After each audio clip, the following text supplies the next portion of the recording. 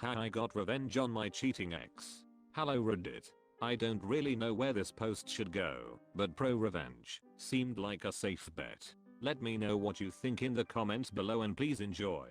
It's a long one, but hopefully it'll be worth it. TLDR at bottom.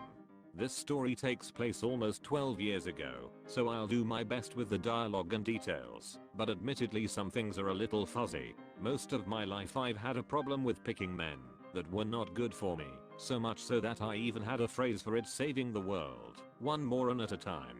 One of my more spectacularly bad choices was a guy by the name of Bob, obviously not his real name. I met Bob when I was working one of my 2 jobs at the local mall. He worked somewhere else in the mall, so we hit it off and soon enough we were in a relationship. Within a few months my lease was up and we ended up moving in together, which obviously in hindsight was a huge mistake, but I was dumb and lonely. Soon enough red flags began to fly.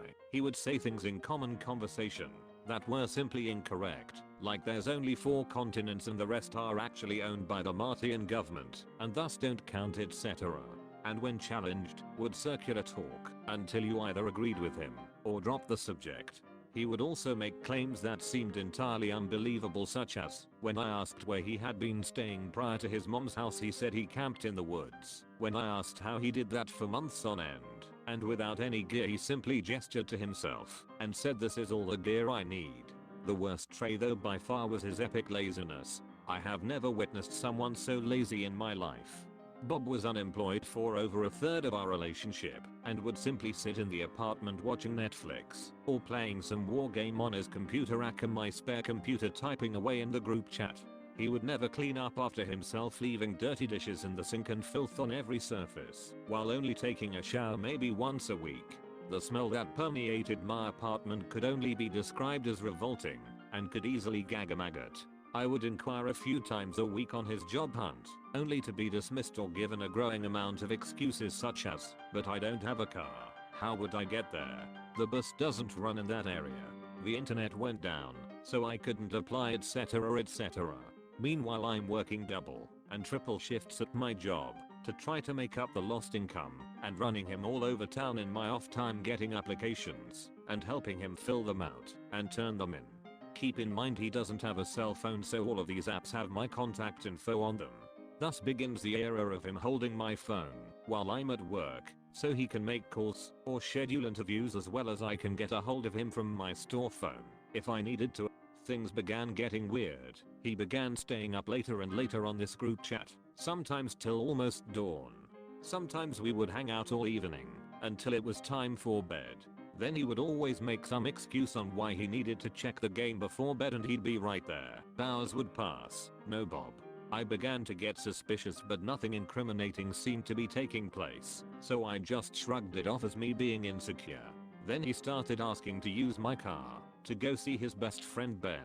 Now I wasn't super comfortable with this, but I did know Ben pretty well, and we got along almost better than Bob and I did, so I guess to a degree I trusted Ben more than Bob and agreed to it. This happened a few times while I was working the evening shift, and he was always back at the allotted time with my car and my phone, and relatively grateful for the opportunity to hang with his butts. Suspicious. Yes, but I'm the kind of person that is loyal and trusting to a fault and don't assume anything without proof, and from every angle all seemed to be on the up, and so I took it at face value.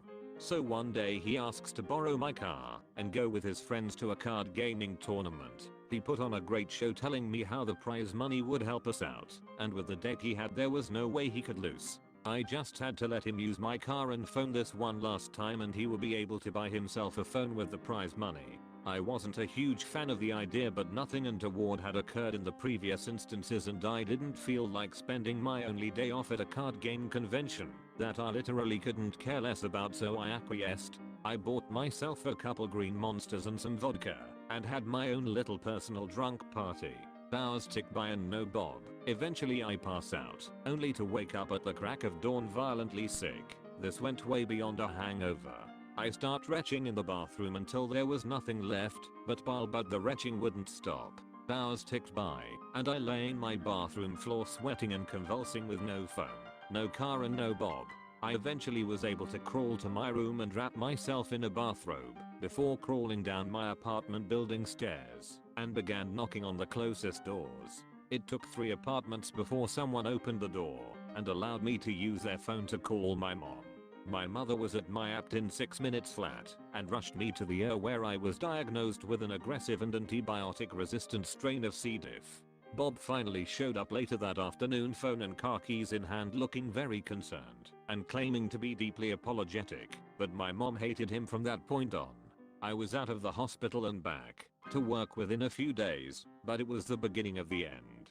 During these last months we were constantly scraping by due to his lack of consistent income and poor spending habits. There were jobs gotten and there were jobs lost for various reasons throughout our relationship, but the final job was one I helped him get literally 3 buildings down from my own workplace. This company rents furniture and electronics on a weekly/monthly basis, and I happen to know most of the employees and the hiring manager as they are regular customers at my coffee establishment. I was able to use what little sway I had to get him on there, and he accepted a job as a delivery man. Within a few weeks I come home from work to find a brand new TV and entertainment system and him grinning like an idiot. I tell him we can't afford this, we can barely afford to eat, and are surviving off scraps I bring home from work. He talks about his amazing employee discount and assures me it's no big deal, that the rental fee will just come out of his check, etc. I was pissed. Not only had he not consulted me, he also had me on the account as well. My info had been taken from the credit app I filled out as a favor to help their numbers, so if he flaked I was liable. Fast forward another few weeks, the rent is late, and we are receiving eviction notices on our door. I come home from work and the TV is mysteriously gone. Thank goodness, I think. He finally realized we can't afford it and took it back. He gets paid, rent gets paid, and all is as good as it can be. Until I found a pawn slip for the TV in his pocket as I was doing laundry and went ballistic. He assured me he had plans to get it back in the works and to not worry about it. It will be taken care of soon and no one will be the wiser. I was too pissed to catch on to the secrecy aspect of the situation. A few more tense weeks go by with him working mornings and myself working evenings while we shared one phone and car until that fateful day arrived. I woke up that morning with a migraine headache and opted to let Bob take the car but leave me the phone so I can call someone later on for a ride to work. A few hours of uncomfortable sleep go by before I'm awoken by my phone. I answer the phone, still groggy. Hello? There is a long pause on the other end of the line until a female voice asks, is Bob there? I felt a sickening feeling in my gut and began to shake. Is this real? Am I dreaming? No, he's at work right now. This is his wife. Total lie, but hey, is there something I can help you with? I wasn't rude. I phrased it as a genuine question rather than an accusation. Another long pause before she began to stammer about maybe she had the wrong number, but it was obvious she just wanted to get off the phone with me as quickly as possible, and I realized in that moment that I desperately needed her.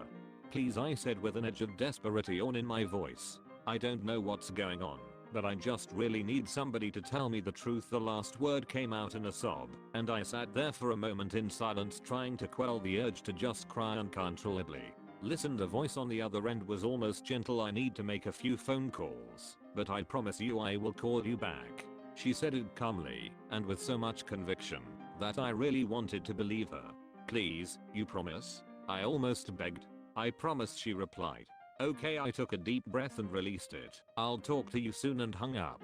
I then proceeded to aggressively pace my living room floor, staring at my phone while chain smoking and muttering to myself like a crazy person. I knew who she was calling. I was replaying all those little red flag moments in my head from the last few months, pinning down dates or behavior I'd found suspect when the phone rings again. It's her.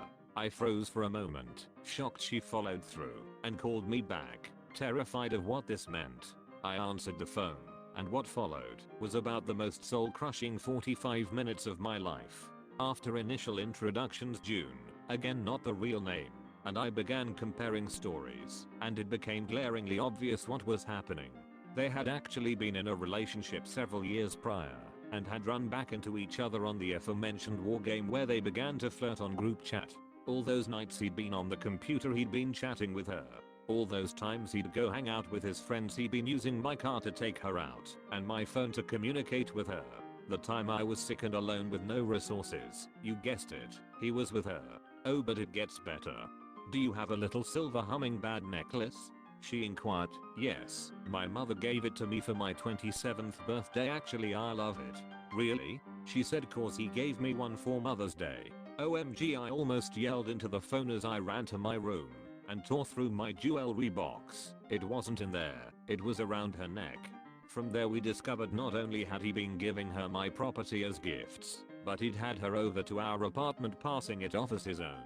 I didn't want to believe him capable of doing something so cruel and disrespectful when I have allowed him to sponge off me for the better part of 3 years. Unfortunately, as in confirmation, she began describing my apartment to a T, all the way down to my bed sheets. June said he even pulled my secret box from beneath my bed and offered to use my adult items on her. She said she found it weird and didn't partake, but I threw them away due to the sheer ick factor. Finally she uttered the words I didn't know I wanted to hear. You know what we should do? We should bust him together. My mind immediately started racing. Indeed we should.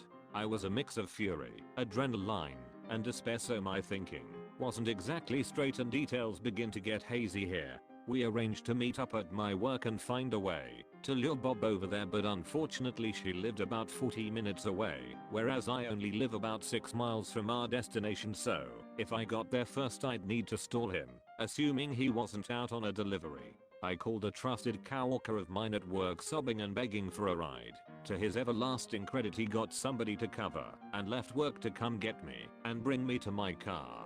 When I got to Bob's workplace, I went inside to retrieve my keys. This isn't uncommon as they know the car is mine, and was stopped halfway through store by Bob's manager wanting to talk about the payment due on our account. I don't remember the exact dialogue, but I said something along the lines of, look, I don't know when you are going to get your payment. I looked utterly defeated and told him we could never afford the TV in the first place and how I had begged Bob to take it back and now we don't have it anymore as Bob has pawned it and I don't have the money to get it out, let alone pay him. I was full on blubbering at this point when he stopped me to clarify that his employee pawned a rental TV under contract. I confirmed that this was indeed true and presented him with the pawn ticket. He was mad. Apparently such an act is illegal and is terms for immediate termination, but he assured me that if I could get the TV back to him there would be no harm no foul and he would terminate my contract without any penalties. I thanked him for his understanding and told him to let Bob know I would be over at my workplace. My heart is pounding in my chest and blood is roaring in my ears. What was I going to say? What was he going to say? Would June make it here before he did? My heart sinks when I see Bob's hulking form making its way in my direction. I frantically scan the parking lot for June's car. She's not here yet and I'm out of time. He hits the door looking out of breath and guilty as hell, and I just stare at him stone-faced. I walk outside silently to light a cigarette, unsure of exactly what to say, and he follows me wordlessly outside. He starts in with the "it's not what it seems, and it's all just a terrible misunderstanding," and I just let him dig himself deeper into his hole of lies. I listen, I nod, I pretend to understand until a particular car pulls into view. June parks in the space directly next to where we were standing and gets out of the car. "Hey Bob, how ya doing?" Bob has gone visibly pale. He hangs his head and sits down on the curb, saying nothing to either of us. June and I greet each other and awkwardly shake hands before again returning our attention to Bob. June begins berating him on his lies and deceit, unveiling all of our mutual info and subsequent conclusions, while I stood mostly in silence, agreeing at the appropriate times, but mostly still in shock. After 20 minutes of this, I finally mustered up the courage to take my stand. "We are done. I don't want to see you ever again. I'll pack up your things, only 2 boxes worth, and your sister can contact me in a few days to pick them up. Now I want your key." I held out my hand and looked at him. "Not until I get my stuff out, then you get your key," he replied. I tried to argue, but he continued to refuse and used his large stature to his advantage, knowing I'd have no chance in a physical altercation. He turned and walked away, heading back toward his workplace. June and I talked a little more before she handed me my hummingbird necklace and left. I stood there alone staring at nothing, trying to wrap my head around what had just transpired, and then I cried. Oh how I cried. With nowhere else to turn, I had only one call to make, to my mom. The moment she answered, I unleashed this deluge of words at her that were half sobs and half rant. "Stay right there, I'm coming," she said. God bless my mother. Soon enough, both of my parents pull up in my dad's truck and my mom gets out to comfort me and give me hugs.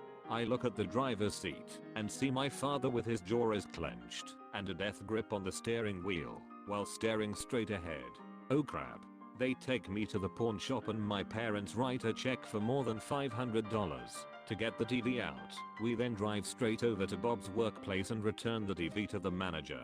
As the manager finishes up the cancellation paperwork, my dad spots Bob pacing around the back of the parking lot talking frantically on the phone. Unfortunately, I didn't get to hear the ensuing conversation, but my dad returns within a few minutes holding my house key and looking victorious. "I believe this is yours," he says as he hands me the key, and then pulls me into a hug, and I cried a little into his shoulder. My dad gave me a squeeze, kissed my temple, and whispered into my ear, "They're firing him." I leaned back to look at my dad, and he just smirked and said, "Now he's jobless and homeless." I thought about it for a second before I said in my most sarcastic tone of "I'm so sorry to hear that." We laughed about it a little and my parents gave me some words of wisdom before leaving me to drive myself home, where my best friend was already waiting to keep me company. Bob and his sister showed up a few days later for his pitiful boxes of stuff. He tried to talk to me, to explain, but my best friend descended on him like a harpy if he muttered more than a few syllables in my direction, so he was shut down almost immediately. He left that night and I have never heard from him since. I blocked him on social media, but there was really no need as he made no effort to contact me on any level. That's Bob, ever lazy, ever deluded, and always an a-hole. So here I'm many years later, happily married to my high school sweetheart and the mother of 2 beautiful little boys, and grateful to have moved on when I did. The experience with Bob certainly took its toll. I lost a lot of weight due to lack of appetite, but had a myriad of trust issues moving forward. But the point is, I moved forward. I have grown leaps and bounds as a person since this experience, and I'm truly content with where my life is now. But every now and then when I'm drifting off to sleep, I can't help but wonder, whatever happened to good old Bob? Is he out there somewhere, in the woods with a stick and his wits as his only gear, waiting for a Martian government to make its move? Ah well, a girl can dream. Thank you so much for reading, and I hope you enjoyed it.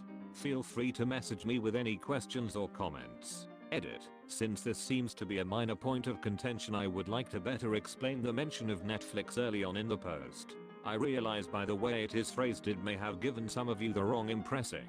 He was not streaming. Netflix as streaming wasn't much of a thing then. He would just have revolving door of movies he chosen on disc coming and going from the house. Beyond that, he busied himself playing my PS2, being a bane on society and general douchebagery. TLDR. I discovered my boyfriend was cheating, so I organized a sting operation with the other woman. Boyfriend ended up chickless, jobless, and homeless within a matter of hours.